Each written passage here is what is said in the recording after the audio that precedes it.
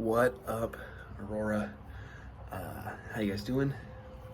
Um, we miss you guys a lot. I think I say that literally every time, but this morning I tried something new, and in the midst of trying something new, I was just thinking about you guys and thinking about um, what it would look like for us to come back and be together. And I'm just tender, and I miss you guys. But today we are jumping into another day of spiritual disciplines. I'm out of breath. I've been sitting here for about 5 minutes, but I started running today because I've lost my mind in quarantine. I'm also as big as a house, so running needs to happen. But today we're talking about study, the idea of study as a spiritual discipline. And for people like me, studying has weird connotations with it, whether that's from school or whatever. I was always, this sounds braggadocious, but it's not. I was always smart, but never applied myself in school until college. And so studying in high school was just not a thing. Like, I did not spend 1 ounce of time, one second of time studying for tests or doing anything like that. And so the idea of studying as a spiritual discipline is an interesting one. But the whole idea behind studying, spending time in the Bible, for a lot of us is like, the Bible's this huge book that we don't understand. It's hard to read. We don't get it. But the Bible's there for a bunch of different reasons. But I would say the main reason is for us to know who God is, for us to study and learn and understand who God is. There's people that are, like, I'm looking out at nature right now, whatever. They're like, oh, I've learned the most about God in nature. You haven't. You haven't. You might have spent good time with God in nature, but looking at a tree doesn't show you every characteristic of God, or show you the power of Jesus in his like ultimate saving power, right? But you can learn some things. But the Bible itself gives us the best picture that we have of who God is, the best a study of who God is, the best description of his character, the best showing of what he can do and will do in our lives. And so as I've been thinking through this idea of study, there's 2 thoughts that come along with it. I want you to take a second and think about your closest relationship, whoever you're closest with. It could be your wife, your husband, your kids, a best friend, your mom, your dad, whatever. Think of that relationship. How did it get to the point that it was at? How did it get to the level of intimacy, the level of closeness? What did that? And if you stop and think about it, the answer is time. Time with each other, time with shared events, time with getting to know each other, talking, learning about each other's like faults, weaknesses, strengths, the things that we're scared about, the things that we are excited for, our dreams, all of that stuff. You took time to intentionally learn them. You took time to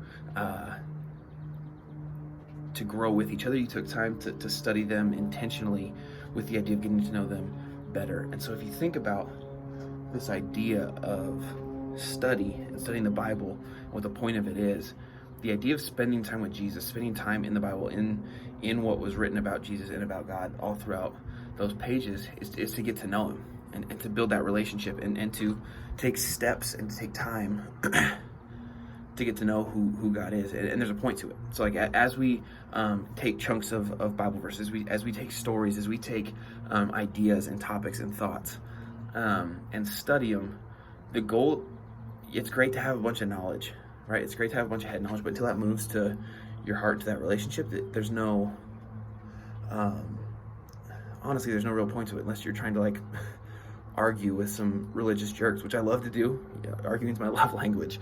But the idea of getting to spend that time and meditating and chewing on and stewing on what we read in order to get to know who Jesus is better is the goal. And then the second goal behind it is where I want us to start today. When Jesus goes into the desert, and we're going to read this. You guys are going to read it. I'm not going to read it. That's a lie. I already read it. I'm going to read it when I watch my video, but I'm not going to read it on video.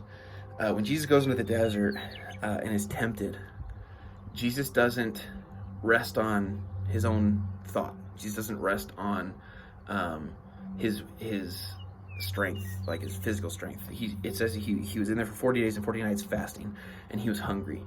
So if you put yourself in a state of not eating for 40 days and 40 nights, and the physical state, the mental state, everything that you're going in there with, and then the devil comes in and tries to tempt you, or as he did tempt Jesus, Jesus just regurgitates just just speaks stuff that he had written that we now call the Old Testament, but stuff that him as a Jew in that time frame had read and learned and studied and stewed on and thought through and processed over and over and over again the Word of God, and that was the overflow of what came out of him. And so as we think through this idea of spending time with Jesus to get to know him and to understand his word and to let his word guide us and lead us and be at the forefront of our thought, we want to take Jesus as model of that. And when you read the story, so if you're going to open up, you can do it right now, I'm talking. Open up Matthew 4. Matthew is the first gospel in the New Testament, the first book in the New Testament. Matthew 4, verses 1 through 11. And as you read that today, notice a couple different things. First off, notice how you would feel in that exact situation. What would if the devil came to tempt you after that long time frame, what would your responses be to him if you had the power that Jesus had? What would they be? If you're anything like me, it would not be to regurgitate something from the Old Testament. It just wouldn't, because I'm not good at that yet. I'm trying to, but I'm not good at that yet. And my next thought is, notice how Jesus doesn't give a sermon when the devil tempts him. He gives short, tiny chunks, short sentences, short verses, like whatever that is. He just gives short little blurbs of truth that he holds on to and stands on. So the overarching theme of study is you're studying to build a foundation of Jesus at your base, that you can stand on at all times, no matter what situation is, no matter what COVID-19 round 2 does, whatever that is that's coming up. The goal is you have short snippets that when falsehood hits your life, when tragedy hits your life, when chaos hits your life, you don't get distracted and look off here at the chaos. You stay focused on that foundation, on that like leading directive truth from Jesus. So 2 challenges for you today. Like this running stuff that I'm doing, like with all these disciplines, it's going to be really easy to think, hey, I'm going to run 2 miles to the park and then 2 miles back home on day 1. And I'm going to be honest with you, it doesn't happen. I'm dying right now, and I made it to the park. I haven't even made it home yet. And I didn't run the whole way. Short chunks. As we go through these disciplines, take time, take short little chunks to get good at something, to get good at these disciplines. So with studying, take these 11 verses, Matthew 4, verses 1 through 11. Read that right now when you hang up this video. Read it slow. Read it verse by verse. Put yourself in each verse. Put yourself in Jesus' shoes. Put yourself in that situation. A lot of us have been in that situation where we've been in that desert, right? It's metaphorical. We don't live near that. Maybe you were in a desert. I don't know. But like, put yourself in those places and understand, like, as we're stewing on these words, as we're trying to memorize these words, as we're trying to study and learn about the character of who Jesus is, there's a lot of different components to it. But for this first part, like, just stick with Jesus and figure out what it looks like to study him in little tiny bits. My challenge for everybody is put it in your calendar. So like, pull out your phones. You're probably watching this on your phone right now or your computer. Pull up your calendar and start with a week. Start with the first week, 5 minutes a day, and put it in your calendar.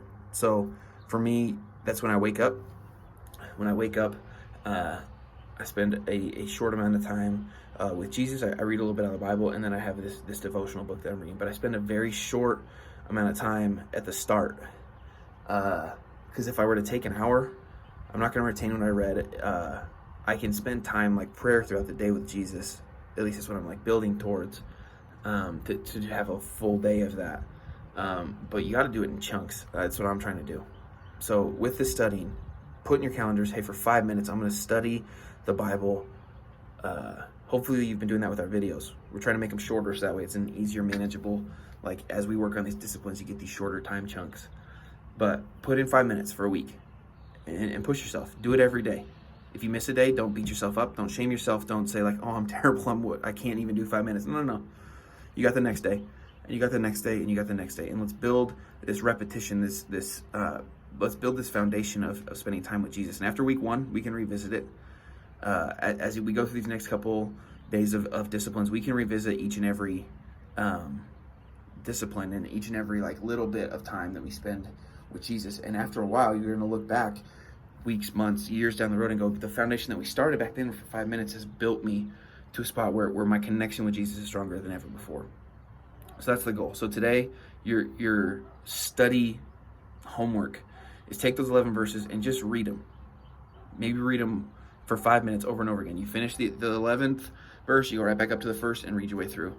What do you learn about Jesus in that verse? Those verses. What do you learn about his character? What do you learn about who he is? What do you learn about what he's going to do for you? What are you going to learn about why God sent him in the first place in those verses? Take the time to slowly chunk and chip away.